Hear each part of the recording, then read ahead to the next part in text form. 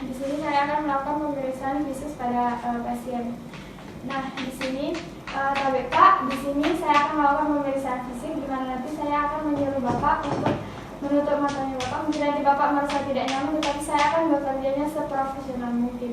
Nah, di sini Pak, informasi yang saya dapatkan dan hasil yang saya dapatkan, saya insya Allah saya akan merahasiakannya. Apakah Bapak bersedia? Iya dok, saya bersedia. Nah, sebelumnya itu saya akan melakukan cuci tangan terlebih dahulu.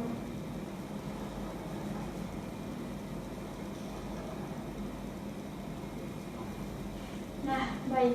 Di sini alat yang saya gunakan untuk pemeriksaan visus pasien yaitu adalah Snellen chart, di mana di sini saya akan menyuruh pasien untuk berdiri dari Snellen chart yaitu berjarak 6 meter.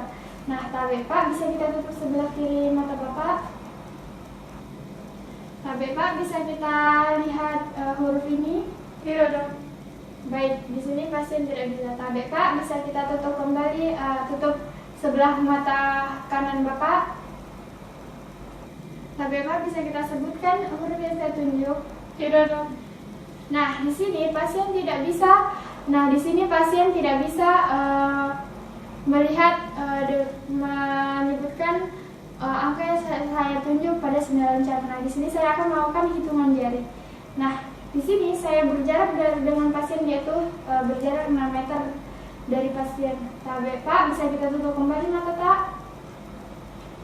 Pak, kita tutup sebelah kiri dik.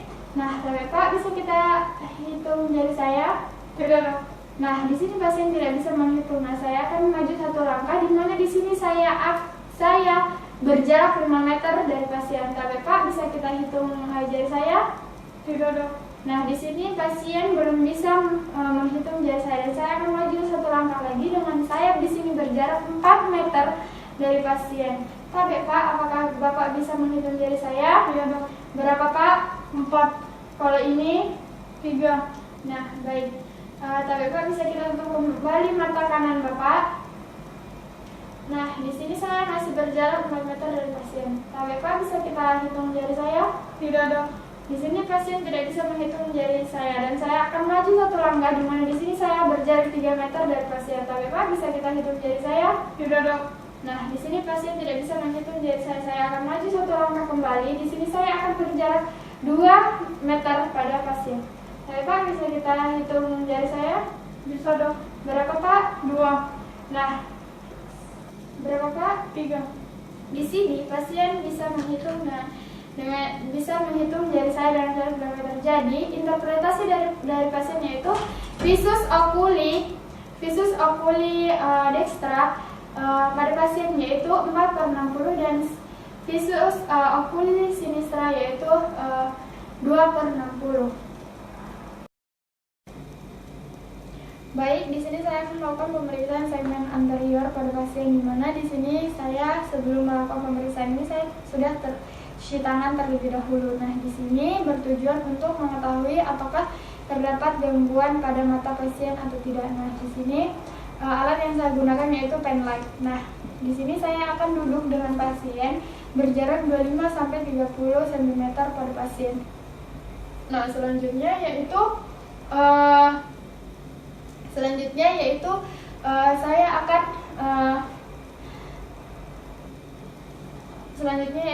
melakukan pemeriksaan pada palpebra pada pasien. Pak, di sini saya akan melakukan pemeriksaan di mana nanti saya akan menyentuh bagian mata dari Bapak. Apakah Bapak bersedia? Iya dok. Nah, di sini saya akan melakukan pemeriksaan pada palpebra pada pasien. Nah, Pak, bisa kita lihat ke bawah.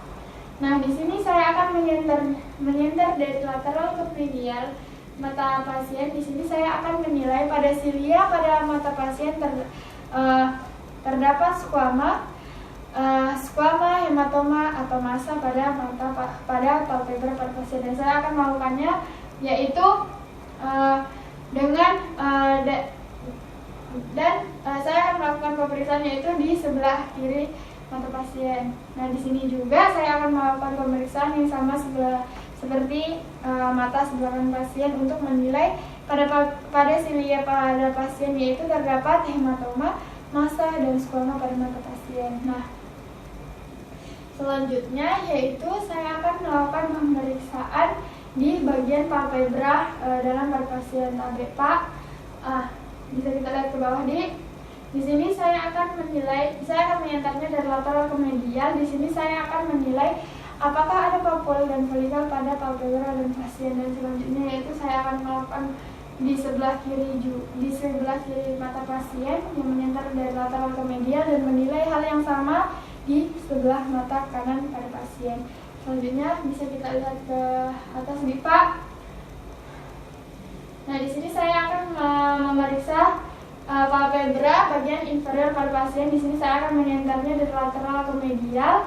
Di sini untuk menilai apakah ada papul dan folikel pada pasien. Nah, selanjutnya yaitu saya akan melakukannya juga pada mata kiri pada pasien. Nah, di sini selanjutnya yaitu saya akan melakukan pemeriksaan konjungtiva pada pasien. Nah, tadi Pak bisa kita lihat ke bawah saya akan menyentar dari lateral ke medial, di mana di sini untuk menilai apakah ada hiperemis atau tidak pada mata pasien. Selanjutnya saya akan memeriksa bagian mata sebelah kiri pada pasien. Nah, di sini memeriksa konjungtiva pada pasien apakah ada hiperemis atau tidak. Selanjutnya yaitu saya akan melakukan pemeriksaan pada konjungtiva inferior pada pasien. Tapi Pak bisa kita lihat ke atas. Di sini saya akan memeriksa pada bagian mata sebelah kanan pada pasien dan menyentarnya dari lateral ke medial, di mana di sini juga saya akan melihat apakah ada hiperemis atau tidak, dan saya akan melakukannya lagi di sebelah mata kiri pasien apakah ada hiperemis atau tidak. Nah, selanjutnya yaitu saya akan melakukan pemeriksaan di bagian bilik mata depan pada pasien. Di sini saya akan memeriksa tapi Pak bisa kita lihat ke depan di sini saya akan memeriksa bagian bilik mata depan pada pasien, di mana di sini jika iris terlihat 360 derajat, di mana di situ adalah jika iris terlihat 360 derajat terlihat iris semua pada pasien, maka adalah interpretasinya yaitu normal. Dan ketika pemeriksa mendapatkan pada bilik mata pasien melihat adanya bulan sabit, itu interpretasinya yaitu bilik mata depan pasien itu dangkal. Dan tadi yang normal yaitu ketika 360 derajat iris terlihat semua, itu berarti tandanya bilik mata depan pada pasien dalam. Dan selanjutnya saya akan Pak bisa kita lihat ke depan saya akan melakukan hal yang sama pada mata pasien sebelah kiri pada pemeriksaan bilik mata depan pada pasien. Nah, selanjutnya yaitu saya akan melakukan pemeriksaan iris pada pasien. Di sini saya akan menyentar dari lateral pada iris pasien, di mana di sini untuk menilai bentuk iris apakah radier atau tidak. Nah, di sini saya melihat iris pada pasien yaitu radier. Nah, selanjutnya saya akan melakukan hal yang sama pada mata sebelah kiri pada pasien untuk menilai irisnya. Di sini juga pada mata pasien berbentuk radier pada iris pasien. Nah, selanjutnya yaitu saya akan melakukan pemeriksaan kornea. Di sini Pak bisa kita lihat ke depan Nah, di sini saya akan menyentarnya dari sebelah kiri menyentarnya dari lateral. Pak bisa kita buka mata dan melihat ke depan Nah, di sini untuk menilai kornea apakah kornea pada pasien itu jernih atau mengalami kekeruhan, di mana jika terdapat kekeruhan berarti biasa ditemukan pada penyakit katarak, dan saya akan melakukannya. Lalu bisa kita lihat ke depan Nah, di sini saya bisa kita lihat ke depan. Nah, di sini kita melihat terdapat pada kornea pasien apakah jernih atau terdapat kekeruhan. Nah, selanjutnya yaitu saya akan memeriksa di bagian pupil pada pasien. Nah, di sini saya, tapi Pak bisa kita lihat ke depan nih. Nah, di sini saya akan menyenternya dari lateral ke medial. Nah, di sini untuk menilai bentuk pupil, apakah bentuk pupil pada pasien itu bulat? Jika bulat berarti interpretasinya normal, dan ketika pupil mengalami berbentuk lonjang berarti terdapat gangguan mata pada pasien. Nah, selanjutnya yaitu saya akan melakukan pemeriksaan untuk mata sebelah kiri pada pasien, di mana di sini saya juga menilai pupil mata sebelah kiri pasien apakah berbentuk bulat dan berbentuk lonjong. Selanjutnya yaitu bisa kita lihat. Nah, di sini saya akan melakukan pemeriksaan refleks cahaya, di mana di sini saya akan melihat pupil pada pasien ketika saya memberikan cahaya kepada mata pasien. Interpretasinya yaitu ketika pupil diberikan cahaya, maka akan mengalami konstriksi, dan ketika pupil tidak diberikan cahaya, pupil akan mengalami dilatasi. Nah, di sini saya juga akan memeriksa di bagian sebelah kiri pada mata pasien untuk memeriksa refleks cahaya pada pupil pasien. Dan di sini juga interpretasinya jika normal pada refleks cahaya pupil akan mengalami konstriksi, dan ketika tidak diberikan cahaya pupil akan mengalami dilatasi. Nah, dari pemeriksaan segmen anterior yang tadi saya telah lakukan pada pasien, di sini pada segmen anterior pada mata pasien dalam batas normal. Baik, di sini saya akan melakukan pemeriksaan palpasi pada bola mata pada pasien. Nah, di sini sebelum saya melakukan pemeriksaan ini saya sudah cuci tangan terlebih dahulu. Nah, di sini saya duduk berhadapan dengan pasien, di mana jaraknya 25 sampai 30 cm. Nah, di sini bertujuan apakah terdapat gangguan pada bola mata pasien atau tidak. Tapi Pak, mungkin nanti saya akan melakukan menyentuh bagian mata Bapak. Apakah Bapak bersedia? Bersedia, Dok. Nah, di sini saya menggunakan ibu jari saya untuk melakukan palpasi pada mata pasien. Tapi Pak, bisa kita tutup terlebih dahulu mata tak. Di sini saya menggunakan jari telunjuk untuk mempalpasi bola mata pasien, dan ibu jari jari tengah, jari manis, dan jari kelingking itu saya untuk memfiksasi. Nah, di sini saya akan melakukannya dari palpebra superior di bagian sebelah mata kanan pasien, dan saya akan melakukannya di bagian sebelah kiri pada mata pasien. Dan selanjutnya yaitu palpebra inferior pada mata pasien. Dan saya akan melakukannya hal yang sama pada mata sebelah kiri pada pasien. Nah, di sini interpretasinya untuk TN-1 yaitu rendah, di mana lembek, dan TN-2 yaitu sangat rendah atau sangat lembek, dan TN+1 yaitu tinggi, dan TN+2 yaitu sangat tinggi. Nah, di sini interpretasi pada palpasi pada bola mata pasien itu adalah batas normal. Baik, di sini saya akan memeriksa bagian segmen posterior pada pasien. Nah, di sini alat yang saya gunakan yaitu oftalmoskopi. Nah, sebelumnya saya sudah mencuci tangan terlebih dahulu. Nah, di sini bertujuan untuk menilai apakah terdapat gangguan pada mata pasien atau tidak. Tapi Pak, mungkin nanti saya akan memeriksa mata Bapak, mungkin Bapak merasa tanya, apakah Bapak bersedia? Iya, Dok. Nah, di sini saya akan melakukan berhadapan pada pasien dengan jarak 25 sampai 30 cm. Nah, di sini cahaya yang dibutuhkan pada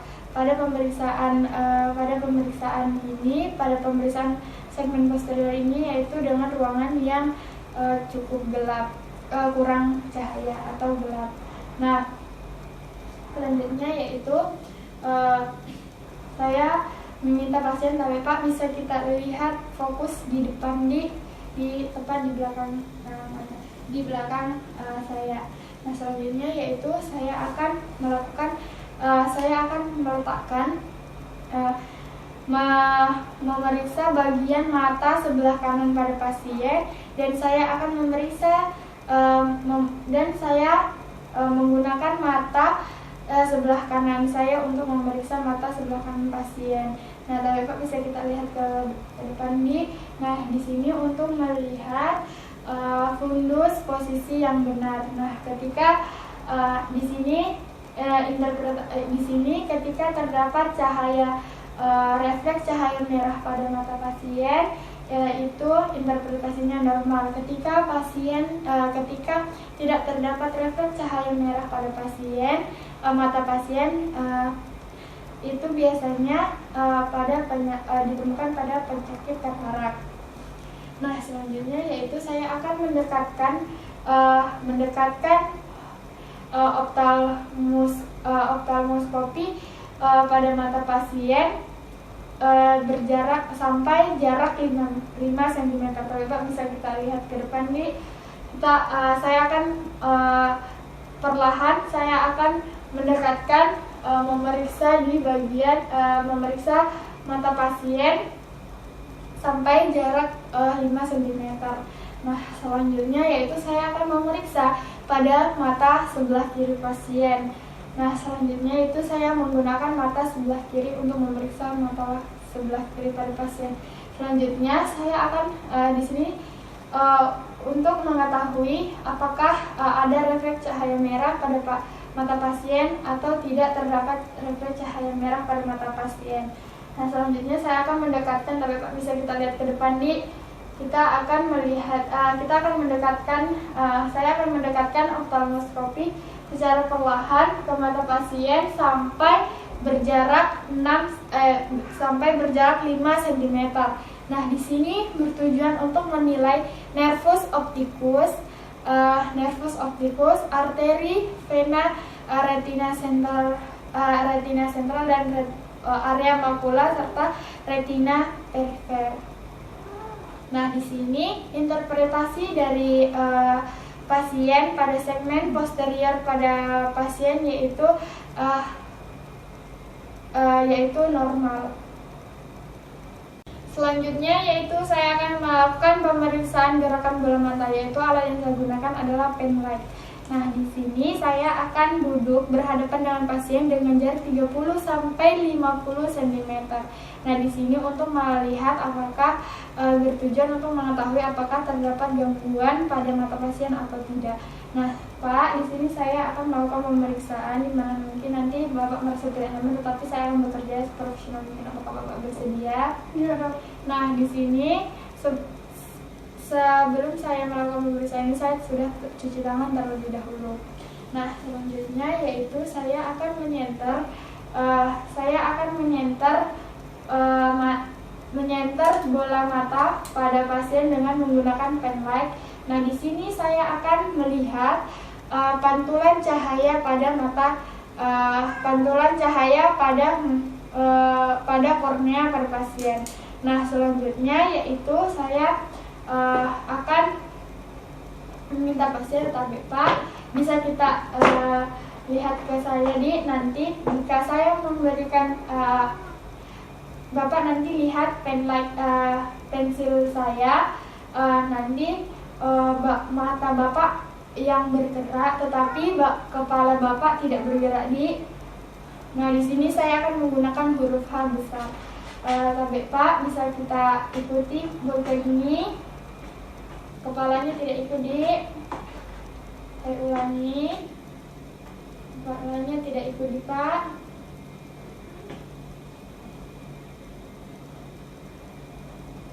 Nah, selanjutnya yaitu saya akan meminta pasien, tapi Pak bisa kita lihat